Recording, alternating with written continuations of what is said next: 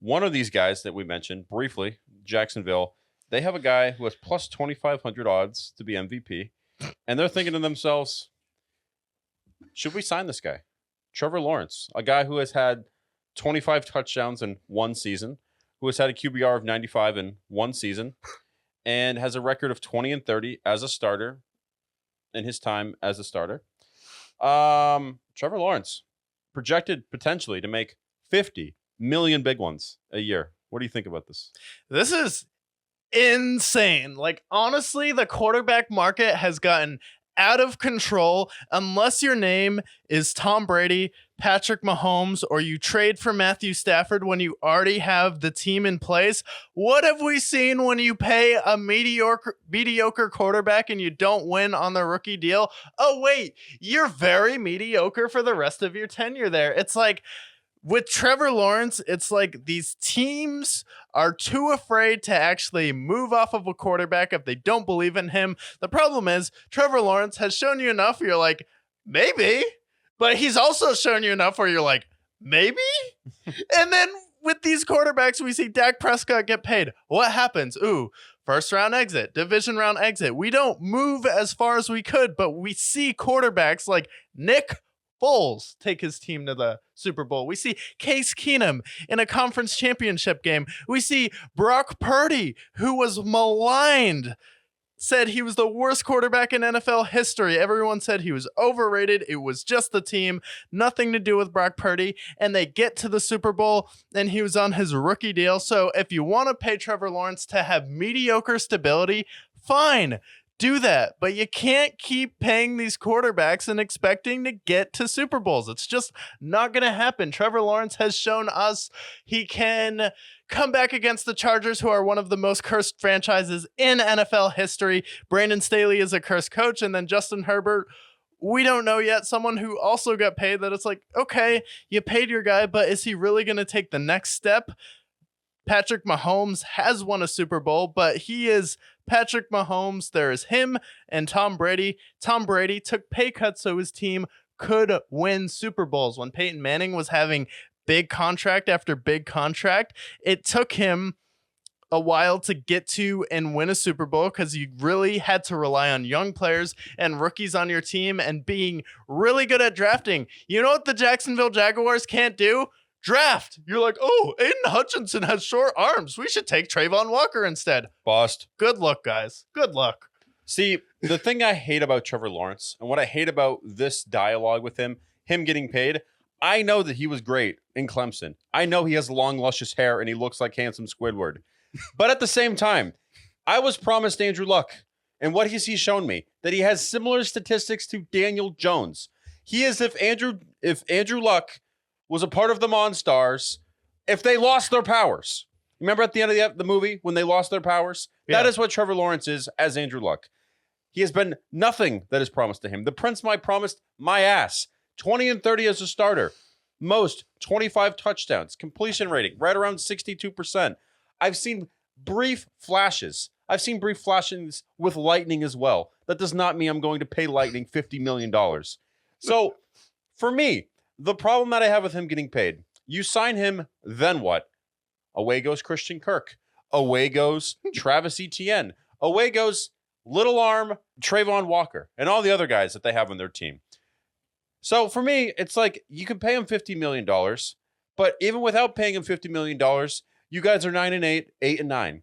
So what happens when you sign him? You guys are 7-10, 6-11, 5-12. Is he the guy that's going to get you over the hump when you have to sign Christian Kirk for way more money than his market was worth at the time? Yeah. You have to swing for Calvin Ridley, who's been out of the league for 2 years because he bet on the under for the Falcons. I just think it's a little ridiculous. You don't have to pay this man for 2 more years. 2 more years. You can play out this year. You can see whether he's good, pick up his 5th-year option, and then sign him. And hell, if you're really mean, you can even franchise tag him. You have 3 years to figure it out with Trevor Lawrence. Why sign him now? Yeah. There is literally no reason to at this point when you've seen every other person in that entire draft fail. And who's to say Trevor Lawrence isn't going to fail either? Give him another year. If he's good, sign him. But he hasn't proven enough to get paid yet. Yeah, you need a be able to prove that you can compete with the Texans, you can compete with the Indianapolis Colts, and you beat the Colts twice last year. Congratulations. And it was 2 tough matchups versus the Houston Texans, but the first one was an absolute dog walk in your house. You go back to Houston. Congratulations, you beat them. However, you lost to the Indianapolis Colts. All you have to do was beat the Colts. You're in the playoffs. Congratulations. And I get Trevor Lawrence was banged up last year, and this isn't to bash Trevor Lawrence. I think Trevor Lawrence is a fine quarterback who has had some injury issues. He can make some great throws, and we really need to see him play another season or 2 to decide how much money he's worth. But potentially, if you backload this contract, there could be a saving grace where, okay, the salary cap goes up. We move most of this money to the back. Hey, it doesn't look that bad anymore. But my problem is mostly like, why are we throwing around all this money to quarterbacks when it hasn't shown a formula that it results in a Super Bowl win? It doesn't. It doesn't. And it's going to end up hurting the Jaguars. And let's also remember the Jaguars aren't known for great decisions. Can we not remember what started the Trevor Lawrence era? It was them hiring Urban Meyer and them literally in development to create Meyerville outside of Jacksonville. Okay. Yeah. They were literally going to build an Urban Meyer utopia outside of Jacksonville. That's the team that we're talking about here. Do I think that this will succeed? No. Do I think they're going to end up paying him? Yes. Do I think they'll end up regretting it? Also, yes. Yeah. I wouldn't do it yet. Give it a year. See if he's actually good, because we still don't really know. And then move forward with that. Because right now, he's maybe a top 10 quarterback. Maybe. And that's if you're really generous. Yeah, that's if you're generous. And to play devil's advocate, he did deal with a lot of injuries last year. You could say, hey, even though we had Calvin Ridley, who maybe had some footwork issues, and there's a highlight reel of his receivers just having bad footwork last year. The problem is, I've seen when Andrew Luck came into the league, he had T.Y. Hilton and a bag of chips, and he made it all the way to the conference championship until he got blown out by the New England Patriots. But he carried a team far. We've seen Joe Burrow get far in the playoffs. Justin Herbert, he really didn't do too much, but the Chargers, they're just fine with stability. As long as they have a guy who will put up numbers and is entertaining, that's fine. The Cowboys, when they paid Dak Prescott, never got to a conference championship.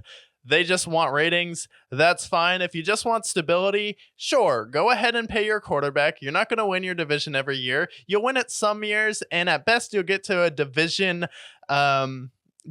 round, but you're not going to beat CJ Stroud if his contract kicks in and then you don't have a team around you, and maybe his contract kicks in as well. But unless you backload this contract and you can somehow get out of it, I don't think you should just blindly pay Trevor Lawrence, where Doug Peterson is like, oh yeah, I really hope we can get a deal done with Trevor Lawrence. It should be like, we're having some discussions, but we really need to protect ourselves from Trevor Lawrence as well.